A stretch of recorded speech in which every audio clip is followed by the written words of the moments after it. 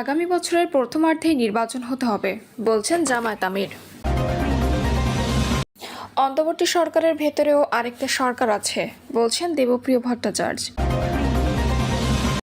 শুধু সংবিধান নয়, বাস্তবে স্বাধীন নির্বাচন কমিশন চায় বিএনপি। এবং সর্বশেষ জানাবো, ছেড়ে দেওয়া সে আসামিকে ফের গ্রেপ্তার করল পুলিশ। শুনছিলেন সংবাদ শিরোনাম, এবারে বিস্তারিত। আগামী বছরের প্রথমার্ধেই নির্বাচন হতে হবে বলছেন জামায়াত আমির। জামায়াত ইসলামীর আমির ডক্টর শফিকুর রহমান বলেছেন, আগামী বছরের প্রথমার্ধেই জাতীয় নির্বাচন হতে হবে, তবে এক্ষেত্রে কোনো অপরিপক্কতা মেনে নেওয়া হবে না। জামায়াত আমির বলেন, অতীতের বস্তাপচা প্রক্রিয়ায় নির্বাচন হলে জনগণ মেনে নেবে না। নির্বাচন হতে হবে স্বচ্ছ, প্রশাসনকে হতে হবে নিরপেক্ষ, নির্বাচন হতে হবে কালো টাকা আর পেশিশক্তির প্রভাবমুক্ত। বিয়ানীবাজার পৌর শহরের দাসগ্রাম এলাকায় উপজেলা ও পৌর জামায়াতের উদ্যোগে আয়োজিত সমাবেশে প্রধান অতিথির বক্তব্যে ডক্টর শফিকুর রহমান বলেন, চারিত্রিক সম্পদের অভাবে 54 বছরে এই দেশ গঠন হয়নি। যারা দায়িত্বপ্রাপ্ত হন তারা জনগণের কথা ভাবেন না, তারা শুধু নিজের স্বার্থ দেখেন। তারা দুদককে ভয় পান, আল্লাহকে পান না। দুদকের পরিবর্তে আল্লাহকে ভয় করলে দেশ অনেক এগিয়ে যেত। আওয়ামী লীগ আমলে অবৈধভাবে দেশের বিপুল অর্থ পাচারের চিত্র তুলে ধরে তিনি বলেন, এই পাচার হওয়া টাকা দেশে থাকলে দেশে আর কোনো আর্থিক সংকট থাকতো না। দুর্নীতির বহু রূপ আছে উল্লেখ করে জামায়াতের আমির বলেন, সবচেয়ে ভয়াবহ হচ্ছে বুদ্ধিবৃত্তিক দুর্নীতি। জামায়াতের নেতৃত্বে মানবিক দুর্নীতিমুক্ত ও ইনসাফের দেশ হবে বাংলাদেশ। ডক্টর শফিকুর রহমান বলেন, ফ্যাসিবাদ বিরোধী বিপ্লবের ক্রেডিট এককভাবে কারো নয়। এই বিপ্লবের নির্দিষ্ট কোনো মাস্টার মাইন্ড নেই, সবাই এর অংশীদার। সবাই মিলেই একটি সুখী সমৃদ্ধ দেশ হবে বাংলাদেশ।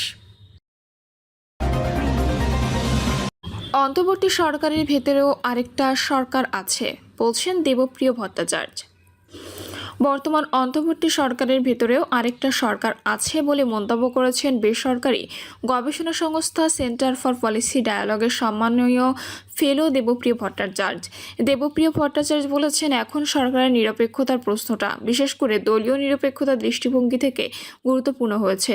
কারণ এখন মোটামুটি পরিষ্কার হয়েছে যে আমরা সরকার বলতে যাদের দেখি আনুষ্ঠানিকভাবে আসলে তার ভেতরেও আরেকটা সরকার আছে। এটা এখন আর কোনো গোপন বিষয় নয়, এটা সবার কাছেই প্রকাশ্য।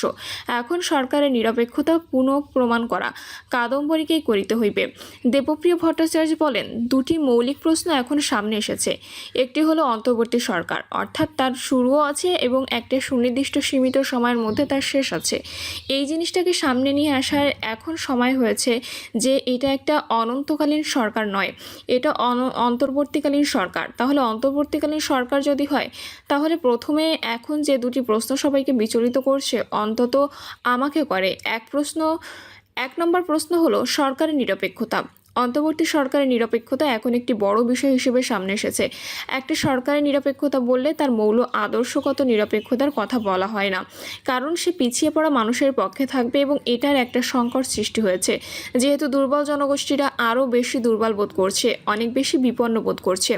একটা স্বৈরাচারী সরকারের আমলে যে রকমভাবে তাদের প্রতি অত্যাচার বা তাদের প্রান্তিকীকরণ হয়েছে, ঠিক একই রকমভাবে নারী, ধর্মীয় সংখ্যালঘু, জাতিগত সংখ্যালঘু, লিঙ্গ বৈচিত্র্যের কথা তো বলাই যাচ্ছে না, এটা আরেক সমস্যা হয়ে গেছে।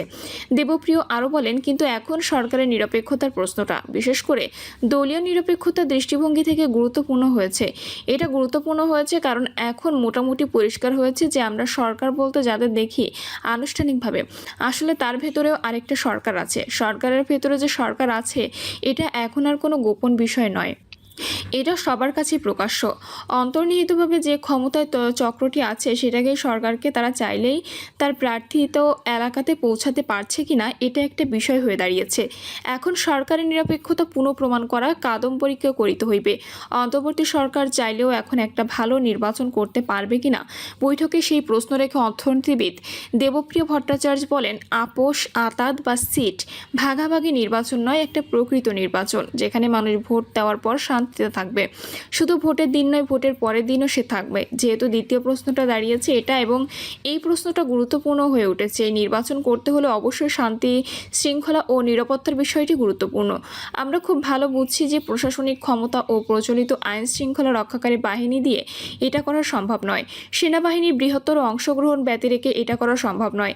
আমি সাধারণভাবে বুঝি যে 3-4 মাসের মধ্যে তাদের মাঠে থাকতে হবে এবং তারা আসার পরেই প্রথমে অস্ত্র উদ্ধারের কাজটা করতে হবে।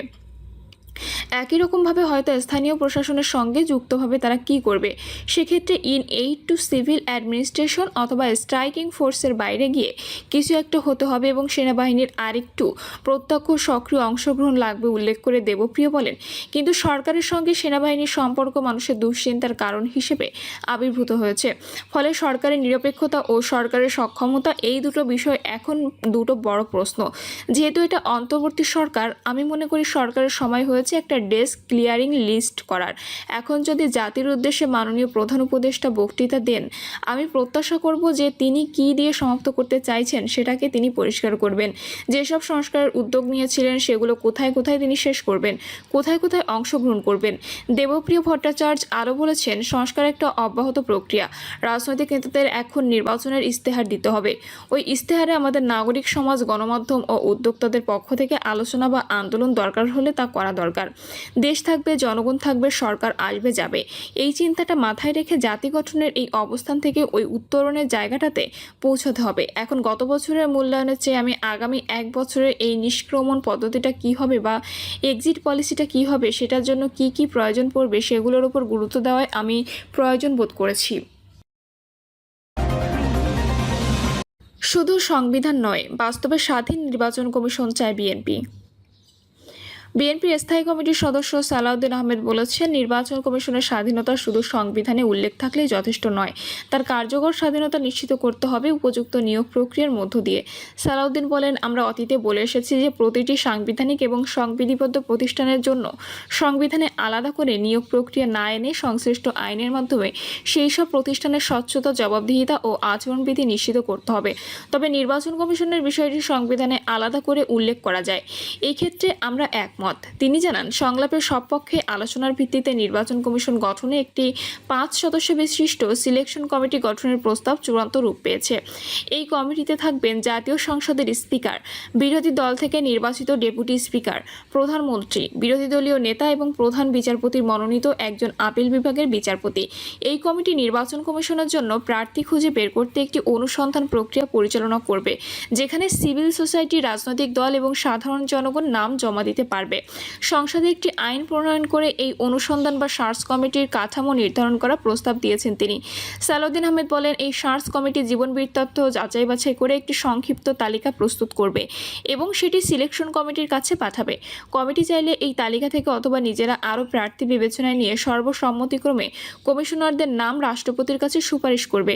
তিনি উল্লেখ করেন, কমিশন গঠনে আগে যে প্রস্তাবে প্রতিটি পদের জন্য 2টি করে নাম সুপারিশ করার কথা ছিল, বর্তমান প্রস্তাবে সেটি বাদ দেওয়া হয়েছে। এখন প্রতিটি পদের জন্য একটি করে নাম রাষ্ট্রপতির কাছে যাবে। নিয়োগের মেয়াদ হবে 5 বছর। এছাড়া সংবিধানের 118 অনুচ্ছেদে উপধারা একটি নতুন সংযোজন প্রস্তাব দিয়ে তিনি বলেন, সংসদ নির্বাচন কমিশনের সদস্যদের জবাবদিহিতা নিশ্চিত করতে আইন প্রণয়ন করবে এবং তাদের জন্য আচরণবিধি নির্ধারণ করবে। তিনি বলেন, আমরা এমন একটি নির্বাচন কমিশন চাই যারা কার্যত স্বাধীনভাবে দায়িত্ব পালন করতে পারবে। আমরা ধরে নিচ্ছি পরবর্তী নির্বাচন নিরপেক্ষ সরকারের অধীনে হবে। সেই বিবেচনায় একটি কার্যকর, স্বাধীন এবং জবাবদিহিতামূলক নির্বাচন কমিশন গঠনে যে অগ্রগতি হয়েছে তা অত্যন্ত গুরুত্বপূর্ণ। প্রিয় দর্শক, এই ছিল এখনকার সর্বশেষ সংবাদ। আপডেট সব সংবাদ পেতে চ্যানেলটি সাবস্ক্রাইব করে বেল আইকনটি ক্লিক করে রাখুন।